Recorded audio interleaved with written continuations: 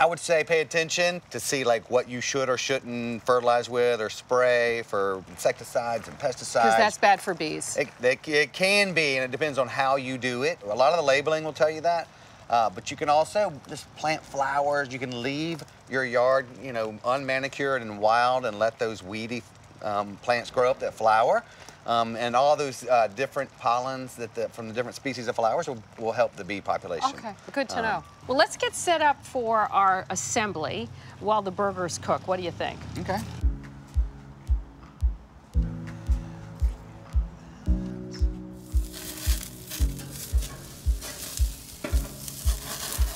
Oh, that's gonna be beautiful. Yeah. All the crunch of the bacon. Oh, those look good. Oh, they're ready. Okay, oh, yeah, what's okay. the next step? Okay, so now we get to top them with some bacon. Okay. And some cheese. These are gonna be so good. These are sort of decadent. They are. Oh, What yeah. you know? Savannah, there's a lot of decadence that goes on here. Yeah, and then the chutney. Chutney. The That's best part. The extra special. Okay, so this will take no Secret time at all sauce. to melt. Okay. All right, let's get that to melt a little. Yes. All right, so I toasted these buns earlier. Let's just get them set up. Okay. So each one's gonna get topped with a burger and then our chutney, and it's just gonna be a happy thing. Oh, let's just do 3. There we go. Okay. So the honeybees are still here. I They're think they just loving the honey. approve. I think they approve of what we're making. I mean, you know, isn't that a good sign? They only eat honey and actually pollen. So Yeah. Well, so that's why but they're loving our peach chutney. All right. So let's get those burgers on here. They are ready.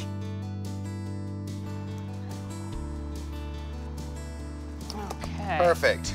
All right, so now the pièce de résistance, the peach chutney. Okay. Here we go. The Lone Ranger over here. It'll help melt the rest of that Yeah. cheese on there.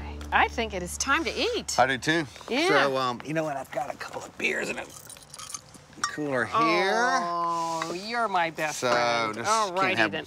hamburgers this without is beer. like, whoa, this is the Dagwood. We have to lean over. I mean, it's huge. Oh. All right. What do you think? Wow. You know, I had my doubts about honey and burgers, but I don't anymore. This is pretty It fantastic. is delicious. We may have pushed it a little bit, cooking with honey next to the beehives, but it's still fun, right? Hey, we're having a party. It's a bee party. Yeah. We're hanging out. We're making a statement. Yeah.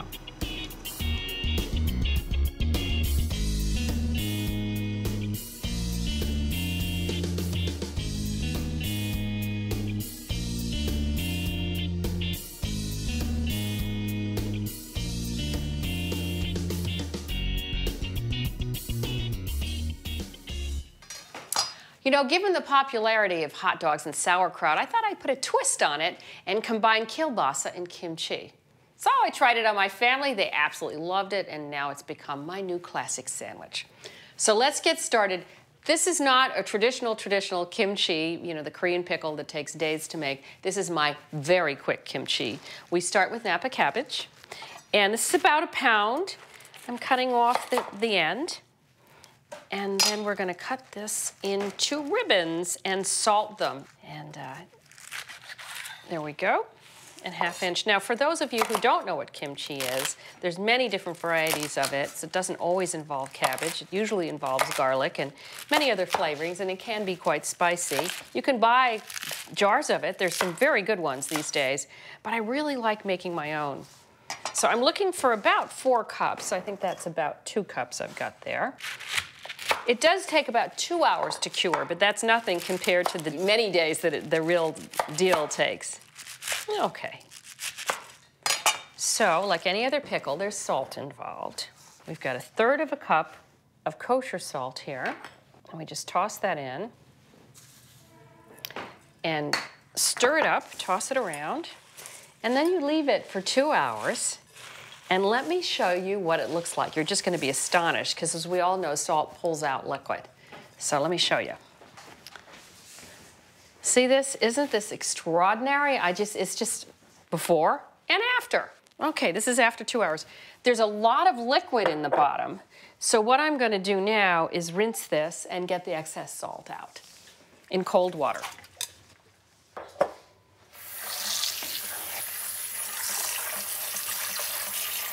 Wonderful. I'm going to get that excess liquid out. I'll squeeze it a little bit because we're going to make a dressing, which is going to flavor it. Okay, so there we go. Now, it's not traditional to heat the spices, but I'm going to. We need 1/3 cup of rice vinegar, and rice vinegar comes either seasoned or unseasoned. And when we say seasoned, what we mean is sugar and salt.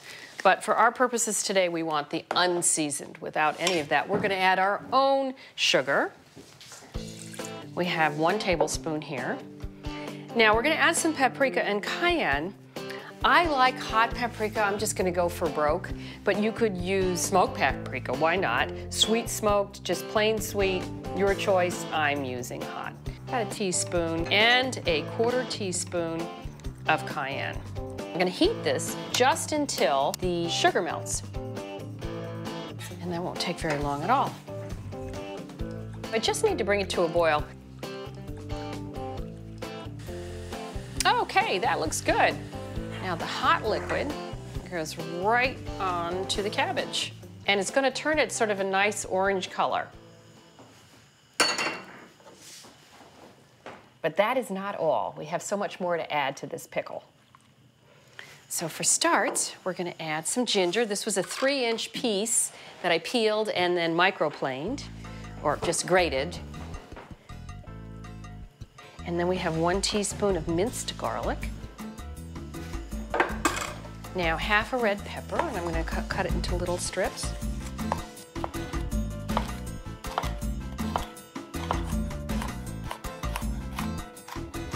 So this is a very pretty pickle because we got the little red bits in there. And 3 sliced scallions. Give it a nice little kick.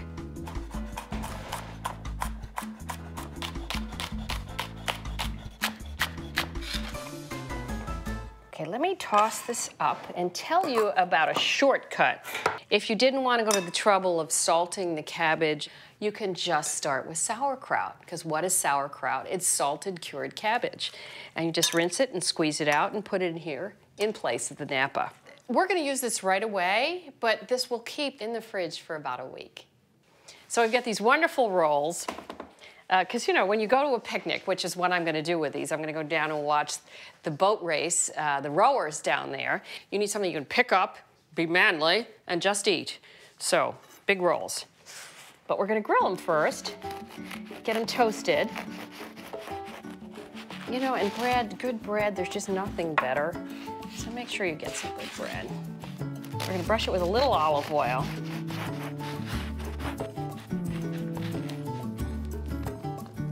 We're using olive oil. You could use vegetable oil.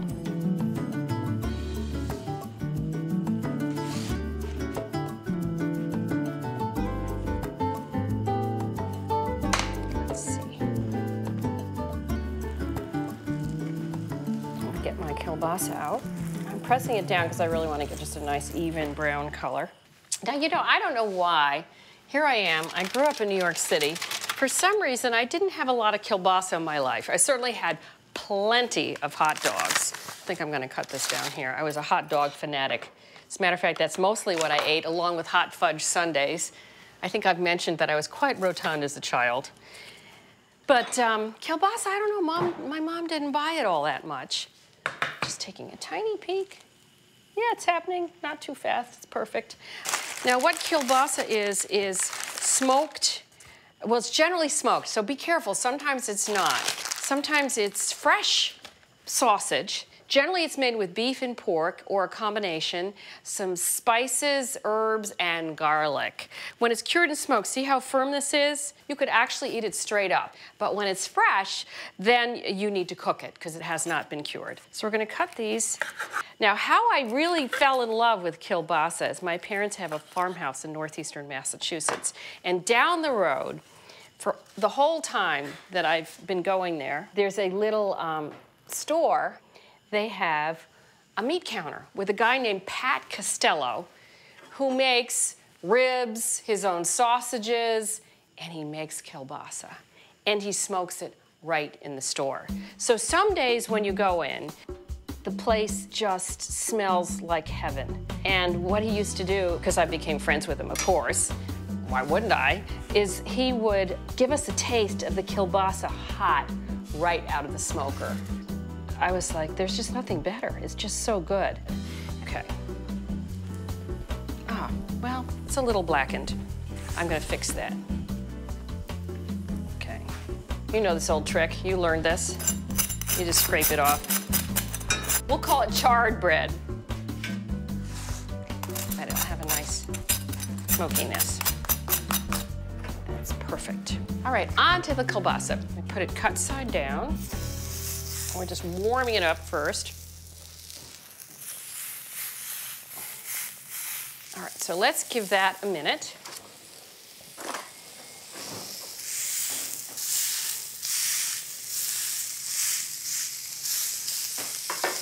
I'm gonna move these down because I'm gonna use this to help me to not only heat this up, but also when we get the cheese on, we're gonna melt it under this. We're pretending we have a grill with a lid. You could do this outside. It would be great on a grill. And here's our cheddar cheese. So just take a minute.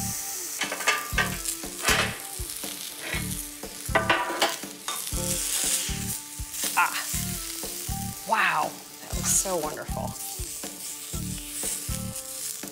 So, kimchi.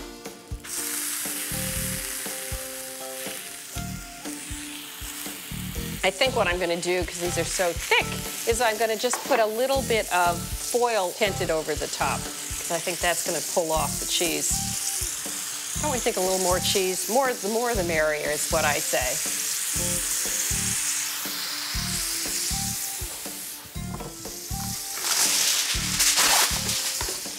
You have to get creative in the kitchen. You don't always have every gadget you ever wanted. I'm gonna clear the decks down here. I'm gonna wrap up my sandwiches in just a minute because the race has probably already started without me, and I'm meeting my friend Jane down there. I got some cold beers and everything. Oh, this back guy is nicely melted. Whoa, that is one big, big, big sandwich. Get it all wrapped up in here. And what's gonna happen is it's gonna continue to melt because the bread is still a little hot. Here we go.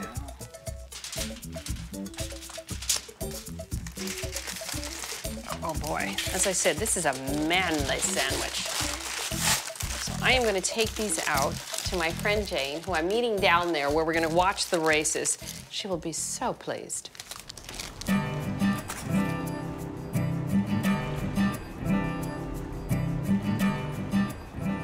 Hey, Jane! Hey. Did I miss anything? Ooh, I like the way you think. I brought us a picnic. Hey, great. What have I missed? That's beautiful. What a lovely basket. What you got in there? Well, let's see. The boats are coming and they're doing really well. Oh, thank you. Yum. It's kielbasa with kimchi and melted cheddar. See, it's warm. Yeah, you know. Yeah, that looks great. Yeah. All right. Oh, you are fun. You can take on like hot dog and sauerkraut. Wow. That's really good. Kielbasa. Yeah. That's really good.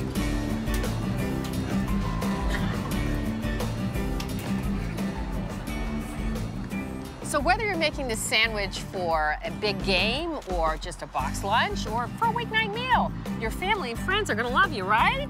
Right. How good is that sandwich? So good. It's so yummy. I'm Sarah Moulton. See you next time for more of Sarah's Weeknight Meals. Oh, look, there they go. Oh, yes, Ian!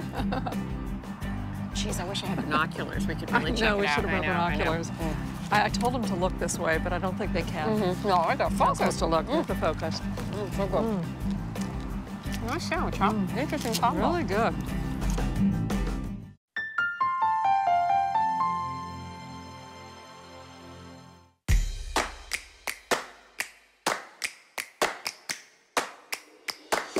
America loves chicken. And today we've got some of the best chicken recipes in America, starting in Charleston, South Carolina. Why do people flock to where the magic comes from. It's because the secret's out. Martha Lou's Kitchen makes some of the tastiest fried chicken in the country. We'll fry her unbelievably crispy chicken and make a soul food side dish that her customers love, steamy cabbage and ham. White chicken chili is such a different take on chili, which I think of as red and beef and tomato-y. This is a whole different thing, but boy, is it good. It's just so quick and easy. Saltimbocca literally means jump in the mouth. It's a dish that's made in my favorite Italian restaurants, which consists of veal, fresh sage, and prosciutto, and usually in a marsala sauce. And I thought, well, for a weeknight meal, why not do it with chicken? Why not?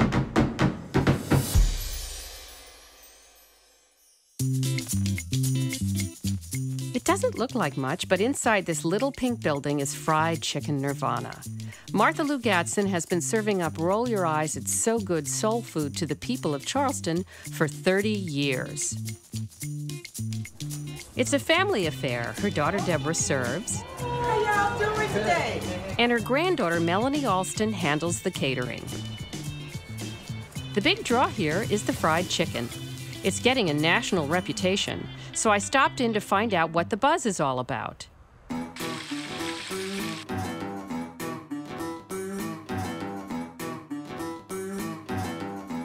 I want to know where the chicken recipe comes from. So the chicken recipe actually comes from Martha Lou's mother. So your great-grandmother. My great-grandmother. Okay. Yes. And what do you think makes it so special? The spices. So you use a famous spice. It's available nationally. It is. But we have to also give a homemade recipe. So you got sugar, salt, paprika, turmeric. I thought that was an interesting one. Yeah. Probably gives it color. Onion powder, garlic powder, of course, and cornstarch. Right. Fascinating. All right, so you're going to tell me how much of each one of these we want. Okay. And you don't measure this, you eyeball this. We just eyeball it. Oh boy, I hope you're paying attention then. This is the sort of thing when people are trying to make recipes from their grandmother, and she's like, yeah, just that much. Yeah, and you're you like, just how gotta much? shake. You're like, no, that much. Yeah. Okay, so ready? Right. Okay, say when. Oh, when? We're now adding garlic salt. Garlic salt, right. Okay. You say when again. Okay. Looks good. When? Oh, when? Okay. Right. Oh, I'm a natural. Yeah. Woo. I'm Pretty figuring good it at out. this stuff, I aren't you, am. chef? I am a chef, yes. Okay, and then pepper. There's some heat in this. Yeah. Just a little bit of pepper. All right, that's enough. Okay, good. Okay, and so looks now good. I can stir that up. Okay, so we got our spice mix. Now, you marinate the chicken overnight, right? Overnight, So correct. should we get our chicken marinating? I know you've already got a Sure. swap, but we'll get the... So we're going to do both white meat and dark meat. And what I can't believe is you cook this stuff to order. To order every day. So somebody orders fried chicken, and then they Cook start... it to order, and it's fresh out of the fryer. Yeah, fresh out of the fryer. Fresh So... out of the fryer. Okay, so what you're gonna do is take, and you do it. Yeah, okay. Mix it around like that. But you want to coat all sides of it. You do. I noticed you're getting under the bones Yes. a little bit. You want to kind of rub it in there. This is like brining.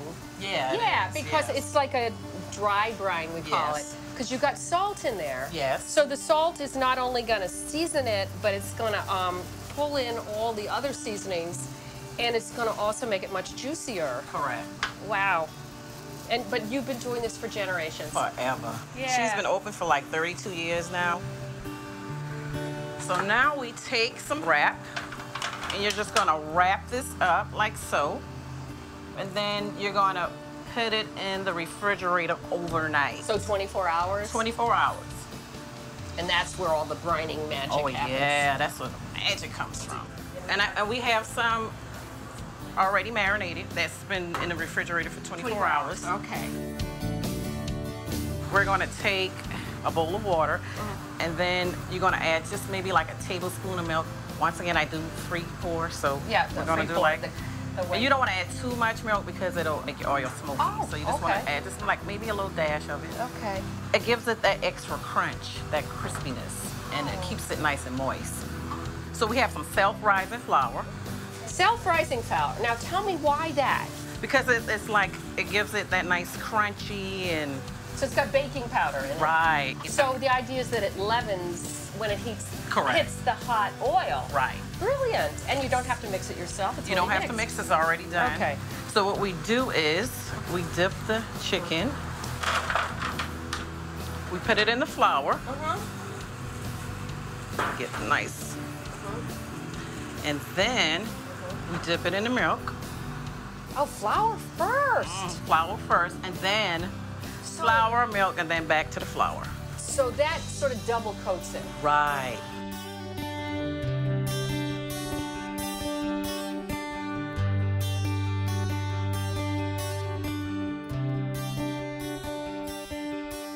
Okay, so now it's time to fry. So we'll take time this to over. fry.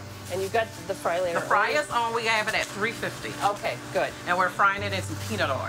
Okay, peanut oil, which peanut has oil a is very high smoke point, so it doesn't Right, catch fire. right. Okay, good. All right, so let's go on over there. Okay.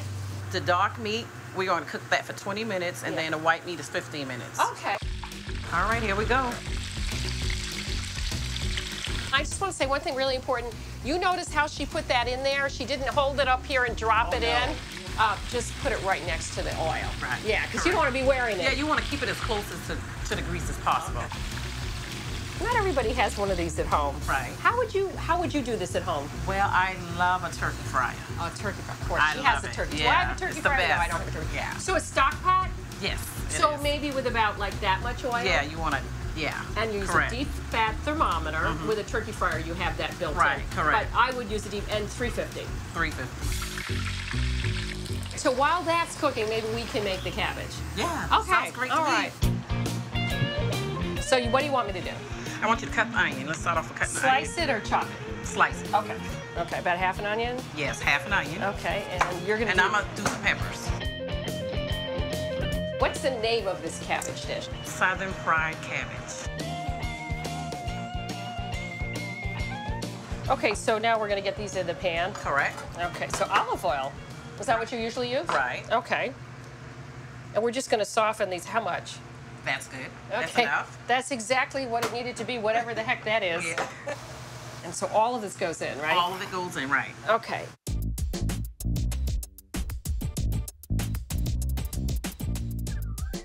So we're gonna cover this? We're going to cover it. Okay, you know, it's funny, what we used to call that in cooking school is sweating it. We're All gonna sweat right. them. All right. Appropriate. Okay, now Right. what are we gonna do with the cabbage? You're gonna show me. We're going to shred the cabbage. A whole head, huh? The whole head.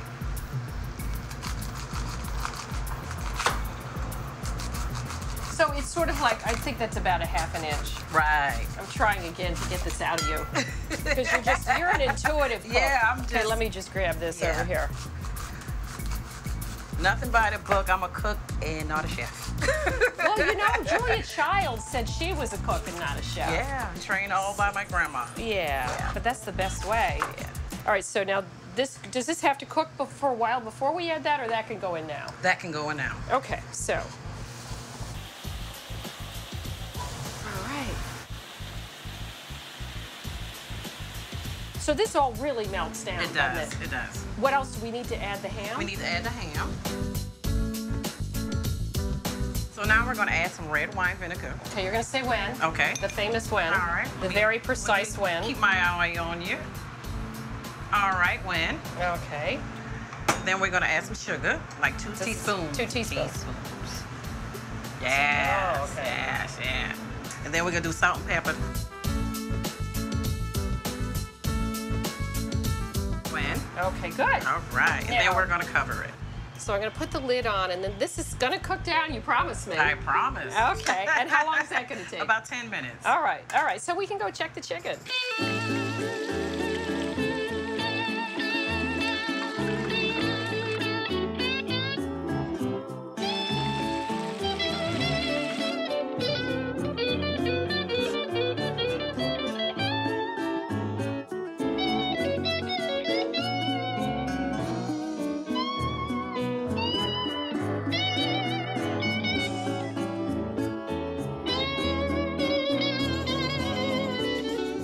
Wow, I'm so excited. This has crust for days. yes. I'm just gonna have to pick it up. That's all there is to it, you know. I bet it's good. Okay. I'm gonna just dig on into this cabbage. Is that the self-rising flour that gives it that crunch? It's the self-rising flour and the milk. Oh, Deborah! How y'all doing? Thank you so much. Oh, you're welcome. So, I come to join y'all too. right, so while we've been cooking, you've been busy cooking. You do all the Yes, cooking for this place, don't you? Oh, yes, ma'am, I sure do. Oh, God. Well, I'm glad you're sitting down with us for a minute. Ladies, I just want to say thank you so much. And for you all out there, you got to come here to Charleston, South Carolina and go to Martha Lou's because this is the best fried chicken on the planet. All right. Yeah. Whoa. Thank you.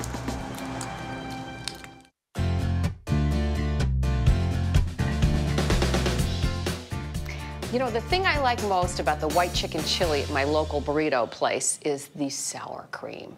Because white chicken chili is such a different take on chili, which I think of as red and beef and tomato-y. This is a whole different thing. But boy, is it good.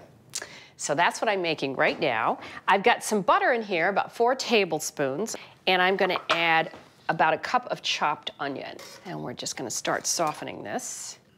So we're gonna start with the onion, and then I'm gonna get my garlic. And I don't know, this is the largest garlic I've ever seen. Now, what's cool about this? You know, you probably associate chili with long cooking and depth of flavor and millions of ingredients. Well, this particular one is really rather quick.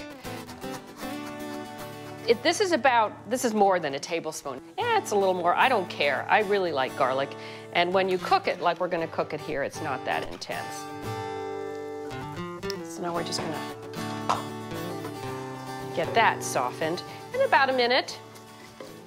So I'm gonna go over there and get a 1/4 cup of flour, because we have to thicken this because I'm adding the sour cream. And sour cream is not high enough in fat that you can boil it. There's only a few dairy products that you can boil that won't curdle. One of them is heavy cream, and the other one is creme fraiche. Anything else doesn't have a high enough butterfat content to boil. It'll just split. So we have to stabilize our sour cream with some flour. And I'm just gonna take this right over like this. So what I do is for every tablespoon of flour, I cook it at least a minute when I first put it in, and then at least a minute later on when I simmer it. If we cook it enough, it won't taste floury. The general ratio is for every tablespoon of fat, a tablespoon of flour. And actually it was the reverse here. I knew I wanted to add 4 tablespoons of flour, so I made sure I started with 4 tablespoons of butter. Here go the spices. I'm gonna add a tablespoon of cumin, which is classic for chili. And then we're gonna add a tablespoon of chili powder. And finally, I'm gonna add a little cayenne, about 1/4 teaspoon. And let the flour cook and let the spices bloom. Now, while that's happening, I'm gonna get my liquids together. So let's start with a cup of white wine, dry white wine. And you want a wine that you would drink also. I mean, what's the point of putting something in there that doesn't taste good? And you wanna whisk it to keep out the lumps. 2 cups of chicken broth.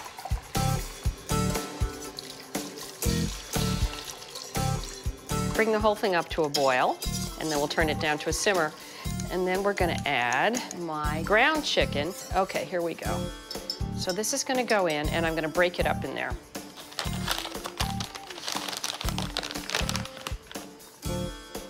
Okay, turn it down, and break it up. Now, after I get it all broken up, it's gonna simmer in here till it's cooked through, and that's gonna be about 8 minutes. Gonna go hose down? Okay. All right, so 2 cans of white beans. These are 15½ ounce, and I'm gonna drain them and rinse them very quickly. Okay. And we wanna rinse off the liquid it comes in. So I'm gonna add our beans, and then let me get my sour cream. You could add yogurt if you want. I would add the Greek yogurt. And we wanna add about 2/3 of a cup. As I mentioned, this really puts it over the top.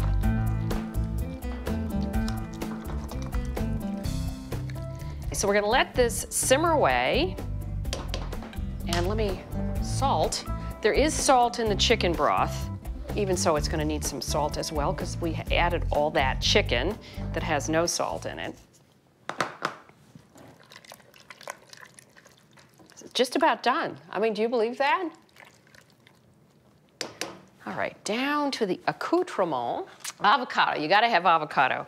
We're gonna cut it in quarters instead of in halves. And this is how you should open your avocados, much safer. So you take your knife all the way around the circumference, back to where you started.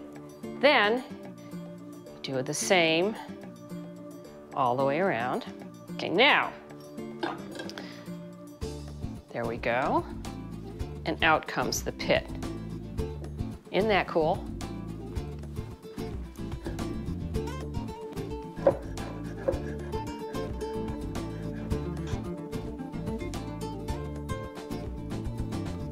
Now for little cheese. Either we're gonna use sharp cheddar or Monterey Jack. And finally, some lime wedges.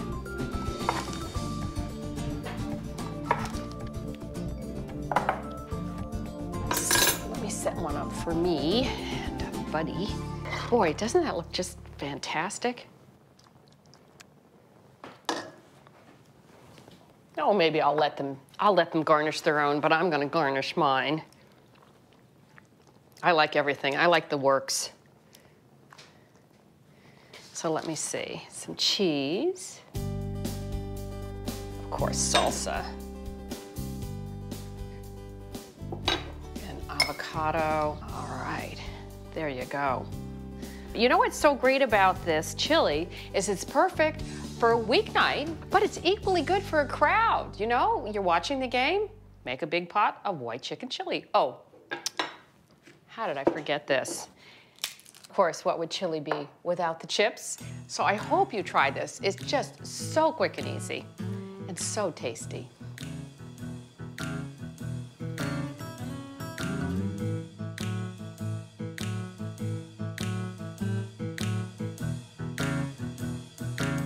Saltimbocca literally means jump in the mouth. It's a dish that's made in my favorite Italian restaurants, which consists of veal, fresh sage, and prosciutto, and usually in a marsala sauce. And I thought, well, for a weeknight meal, most people are probably not gonna reach for veal. It's just expensive and there's other issues with it. But everybody loves chicken, so why not do it with chicken? Why not? And it's much more affordable than veal. So let me get my chicken out and my prosciutto. And this is a great dish because it's perfect for the romantic meal for two. But it's also great if you multiply it for company, because it's very elegant. Okay, so here's our prosciutto di Parma. Prosciutto is really cured, salted, aged ham. So I've got 2 single chicken breasts, which is enough for 2 people. It's really great if you can get something called cutlets, which are even thinner to begin with, but cost a little more. These are the regular chicken breasts. I'm gonna pound them. That's the only problem here, although it's not a problem. Again, at the end of a bad day at the office, it's sort of fun to come home and pound away at something. So I'm gonna pound it in a resealable bag, and I do this with pork and all sorts of meat. And I'm just gonna add a little bit of water to the bag, which is a great trick, because when you pound the chicken, if there's water in there, it doesn't shred as much.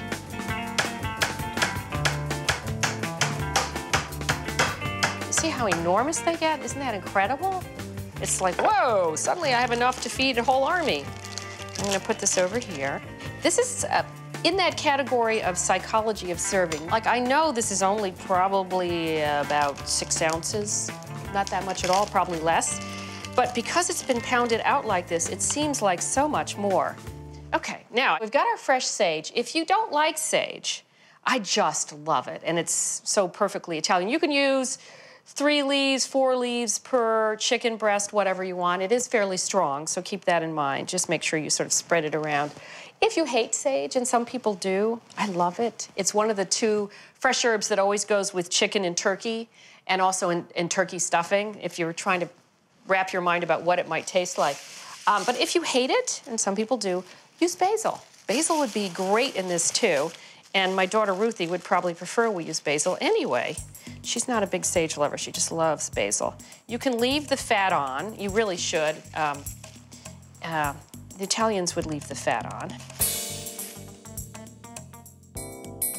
At this point, chill this, because when you go to cook it, it will stay together even better if you chill it. I gotta go wash my chicken fingers. I've set up a soapy bowl of water in here. I don't like to heat up a nonstick pan without oil in it. It's just a dangerous thing to do. Always make sure you have some oil in it when you heat it up, and don't heat it up too high. It's going in the fridge. And here we have some that we've already done. This is something you could prepare a day ahead of time. Let's say you decided you wanted to have a dinner party, or it's a romantic evening, so you want to have it all made ahead of time. You can take it up to this point a whole day ahead, and you know what? It might even taste better because it's going to pick up even more flavor from the sage. There we go. So we have this ready. I'm going to get a little bit of flour because we need to flour this before it goes into the pan.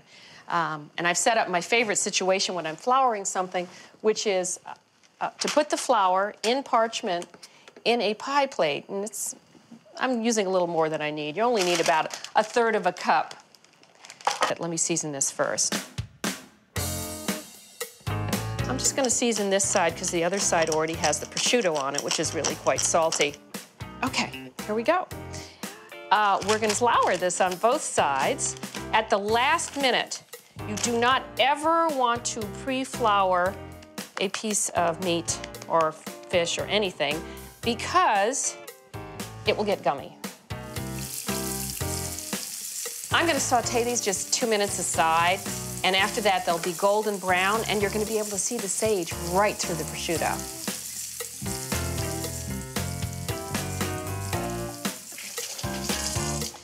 Now, these are probably almost ready to turn. That's what's so great about this for a weeknight meal. No time at all, just a minute or two per side. And I'm going to just turn them over. See, isn't that a miracle? Don't you love it, the way the whole thing sticks together? And what's so great is the way the sage comes through, at least here it does. You can see this beautiful, vibrant sage. And as soon as that comes out, we're gonna deglaze with a little marsala. Now, marsala is a fortified wine. It's Italian. I like the dry version. You can get it quite sweet, but then it's too sweet. If you can't find marsala, you can use sherry. If you don't want to use any alcohol, just leave it out. Just use chicken broth, which is what's happening after the marsala. Okay, so that's cooked enough. It's going back in the pan. So even if it isn't quite cooked through, which it probably is almost cooked through, I'm not going to worry about it. Anytime you add alcohol to a pan, you want to take the pan off the flame. I'm going to add about 1/3 cup and add the alcohol off flame.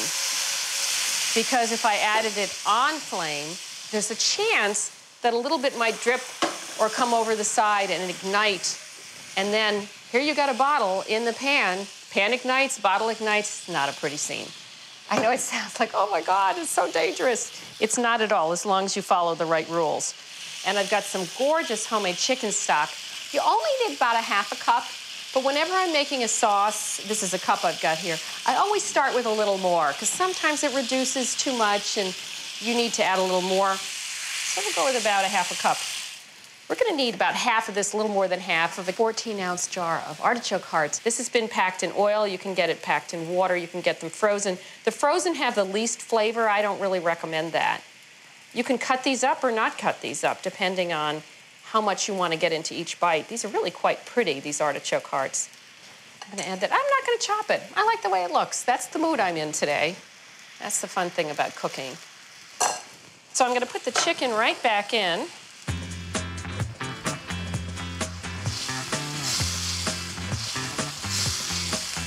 And now you're gonna see it's gonna thicken a little bit just from the flour that was still left on the chicken. And we're just about there. I'm gonna finish this with a little bit of butter. So first I'm gonna get the chicken on the plate.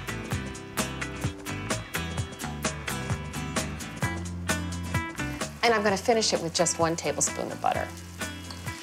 And then what happens is it's just gonna thicken the sauce. And we're going to turn it off and swirl it. And now we've got our sauce. My family loves this dish. And it does seem more special on a weeknight. I have some spinach with garlic and some couscous I'm going to add to this plate.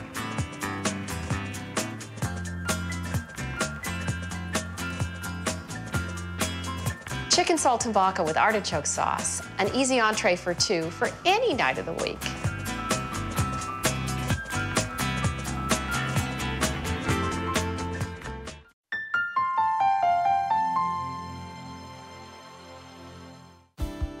Today on Sarah's Weeknight Meals, it's all about Southern home cooking. If you're looking for the lost foodways of the Old South, you couldn't come to a better place than right here in Charleston, South Carolina. It has one of the hottest culinary scenes in the country and a tradition of time-honored recipes that celebrate the history of low-country life. We found some good ones, cooking at the Tea Room at Grace Cathedral. The iconic pimento cheese, yes. And then we're going to be making crab soup. Yes. Because life is short, we're going to start with dessert, a Huguenot tort. What is that? Oh, Could I offer you ladies some dessert? Then we're off to Crawley, Louisiana. You know, if there's one thing they know here in Southwest Louisiana, it's how to eat and how to party. But before that, we're catching crawfish the Cajun way. Wow, look at those guys. So they're all different sizes. For a home-cooked crawfish etouffee. We got the water boiling and I boiled them for 3 minutes. Boiled them. For other people, we boiled them. Okay. We boiled them. We boiled them. Okay. However you say it, we're here for a good time. Southern home cooking today on Sarah's Weeknight Meals.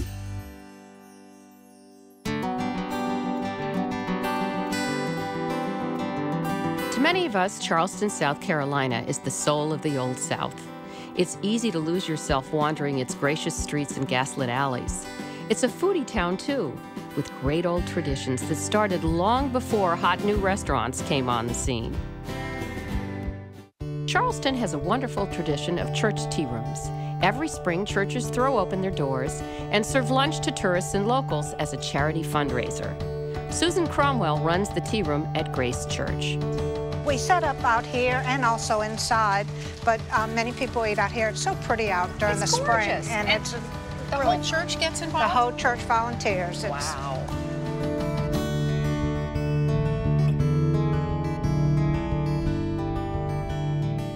So I'm really excited to be making these dishes. I've never made any of these. These are all Southern, right? Yes, yes. So we're starting with the iconic pimento cheese. Yes. And then we're going to be making crab soup. Yes. And actually, because life is short, we're going to start with dessert, a Huguenot tort. What is that? A Huguenot tart is a dessert that's really not a tart, but it's like a cake. This is what we're going to bake it in? Okay, and I'll butter it. You want me to break these eggs? Yes, if you'll break the eggs and whip them, I'll get started by buttering the pan. Okay, but how did it get its name, the Huguenot? Well, it's interesting because it comes from an Ozark pudding that was a Bess Truman recipe. Oh, that's Missouri, though. Yeah, that's so crazy. It is. And a woman here named it the Huguenot tart after the Huguenot tavern where she cooked dessert. Okay. So. Well, I'm gonna beat these, so that's okay. gonna make a racket. Go ahead and beat that. And I'll measure the peel the apples and measure them while you're doing that. Okay. And chop the pecans. Okay. So we need a cup of each of those, yes. I believe. Okay. Here we go.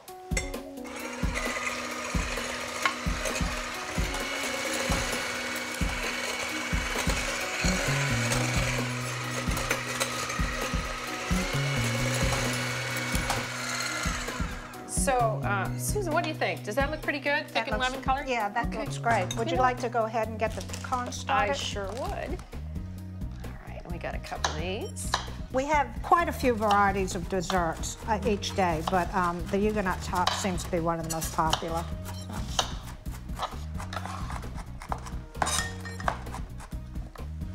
These look like they were Granny Smith apples, is yes. that right? You like the tart apples? Yes, like the tart apples. So. Okay, let me see. So sugar, yes. we need about a cup and a half. half? Cup and a half. We need a quarter cup of flour. And then? A teaspoon of vanilla. Okay, and you want to add the salt? Okay, and it's 1/4 teaspoon of salt. And it all just goes in here, huh? Yep, just mix it in. Wow, this is what we refer to lovingly as a dump recipe. Yes, it is sort of a dump recipe. Yeah. That's the best kind.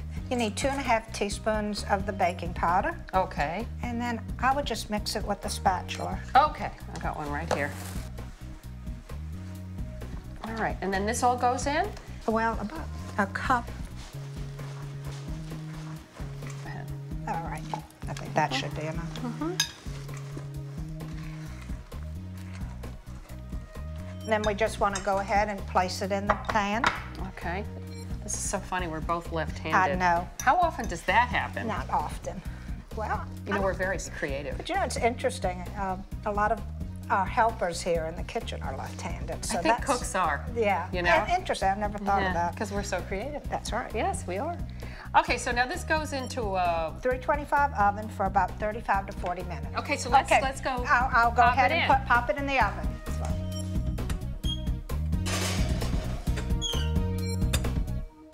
So it's time for crab soup, huh? Oh, yeah. Yeah. One of our most popular dishes. Yeah, I can imagine. Well, we start by chopping up the celery and the onion and sauteing it in butter. Oh, okay, so I'll get some butter. Yeah. We need what, about 5 tablespoons? Yes, 5 tablespoons. And how much of the celery and onion? It's a ½ cup of chopped celery and a ½ cup of chopped Okay. onion.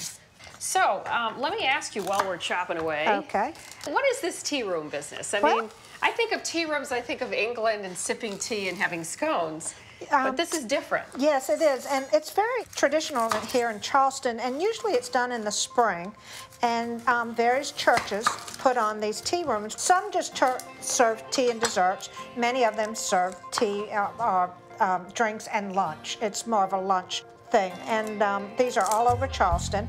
Our church has been doing it for 26 years. Woo, is that all? Yep, and Whoa. we are open for 11 days during the Splatter Music and Arts Festival in the spring. So you do this every day? Every day for 11 days, Make yes. massive amounts of food? Massive amounts of food. We average about 400 people for lunch every day. Wow. And who comes? Is it locals? It's is it local tourists? and tourists. We have people who come every year, and they just love the homemade dishes. Okay, so while that cooks, so we're going to thicken the soup, right? Yes. All right, yes. so some cornstarch, I think And milk. It's just 1/4 of a cup. Quarter of a Okay, cup. good. And then, what is it? It's 5 teaspoons, which is a tablespoon and 2 teaspoons. There we go. All righty. So this cornstarch will help to stabilize it. So let's talk about the crab.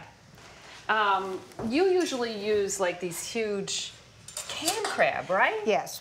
It's just 1 cup of crab. So isn't this normally a she crab soup, and what does that mean? Well, she crab soup is what it used to be because they would add the roe from the crabs. But today we just use the pasteurized crab. Okay, so we'll just let that cook for half a second. Okay, so now we're going to get all the dairy in there, right? 2 cups of half and half. Okay, and I'll add that right in. Okay. So does anybody ever do it with fresh crab? I mean, like... You know, I'm sure there are some people who, if they have a lot of patience and a lot of crab. 2 1/4 of milk. Okay, so.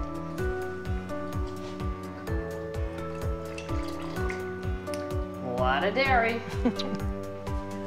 Alrighty, so then I should add this now. Yes, definitely add that. Not a full rolling No. boil. And you should whisk it in. Cornstarch, And milk, so it smooths out. so it doesn't clump. And then we just let it cook. That's right. Turn this, turn it on low and let it just simmer for a while.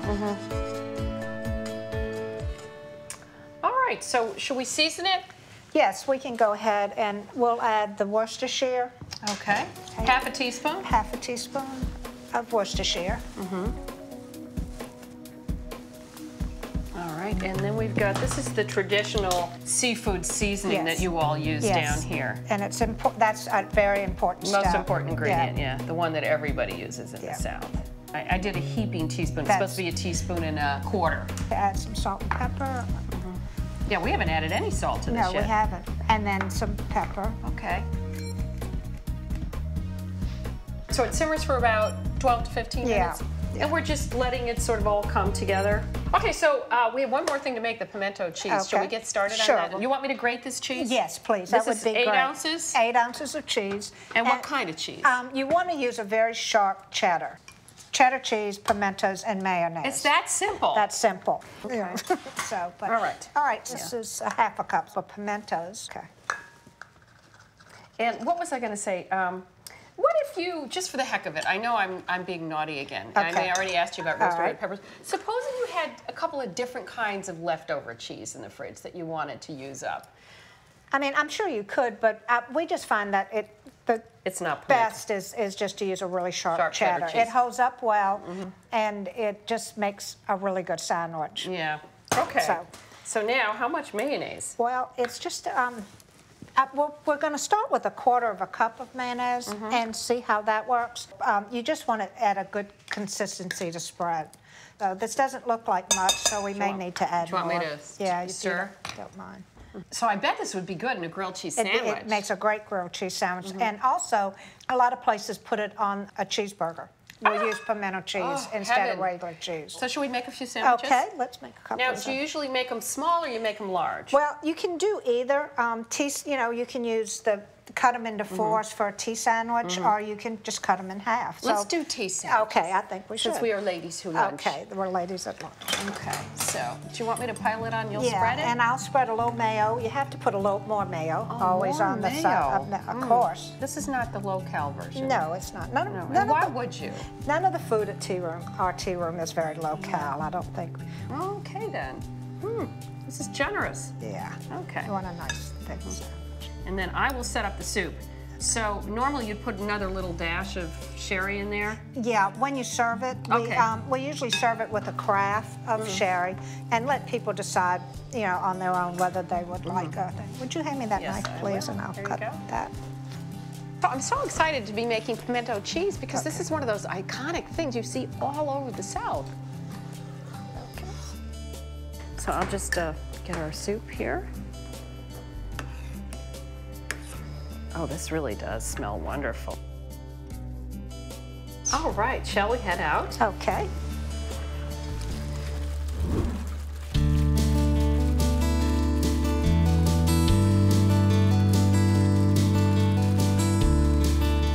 So should we try one of our sandwiches?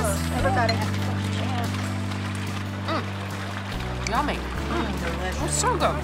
I think the crab soup really turned out well. Oh, Could I offer you ladies some dessert? Isn't that one It is beautiful delicious. dessert? But I think I have to hold on. But why don't you grab one and join us?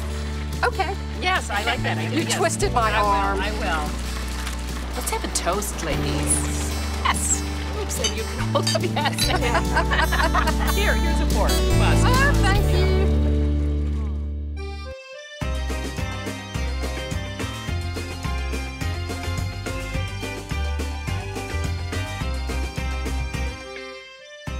Life is slow and easy in southwest Louisiana, and here in Crawley, the rice fields of summer are flooded for a second crop of crawfish, the hugely popular local delicacy. Randy Thibodeau is a third-generation farmer who took me on a crawfishing trip on his family farm. They were among the original Cajun settlers.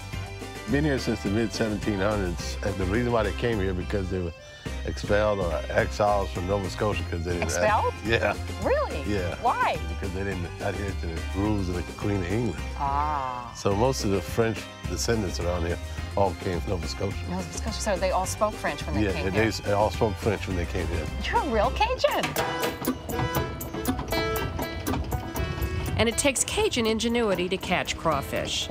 Locals use homemade flat-bottom boats with giant gears that literally push us across Randy's 10,000 acres.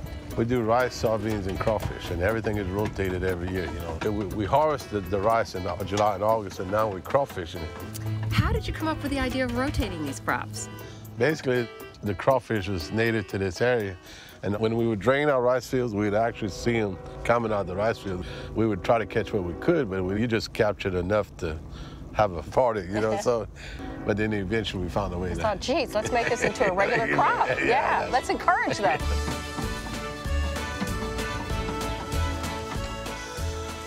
Okay, this is our actual crawfish trap we actually put a bait in here, and the crawfish come through these flutes and they get trapped in there, and then they'll stay. They can't get out that way. So what kind of bait do you use?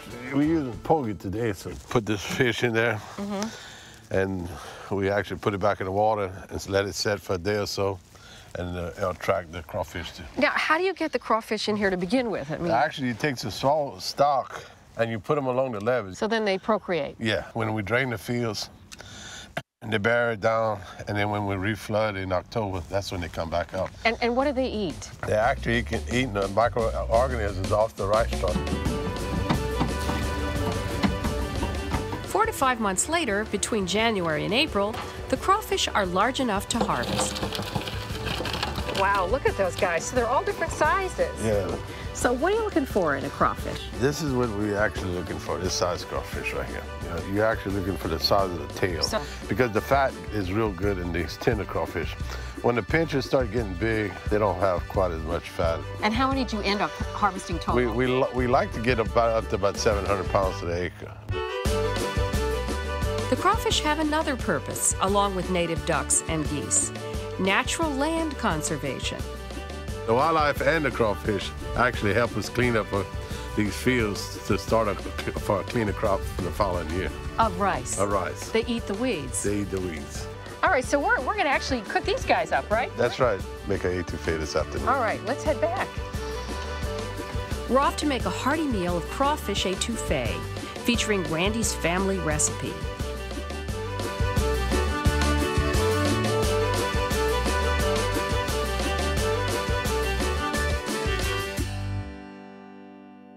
And now Randy's going to show me how to make a classic Cajun dish called crawfish etouffee. Of course. All right, but we got to start with the rice. That's right. We're going to make rice in a rice cooker? That's right. Wow. Well, you know, I'm rice impaired, so I think this is what I need to get. And how many cups are we making here? We should make at least 5. 1 cup of raw rice equals 3 cups of cooked rice. We're making 15 cups of rice? That's right. And this is local rice? Yeah, that's right. It's actually grown on my farm. This is your rice. Doesn't get much more local than that. Yeah. Okay, and this is 5 cups. All right, now, how much water? This is where I always get flummoxed. How much water? When you get it this deep over the rice. Okay, does that work the same for me? I'm going to say that's an inch. Okay, there we go. Is that good? Perfect. And that's your impeccably clean finger. Yeah, we boiled that, right? Yeah, that's right. Okay, good. Okay, so now what happens? You have to, this is electronics, so you're going to have to show me you program this.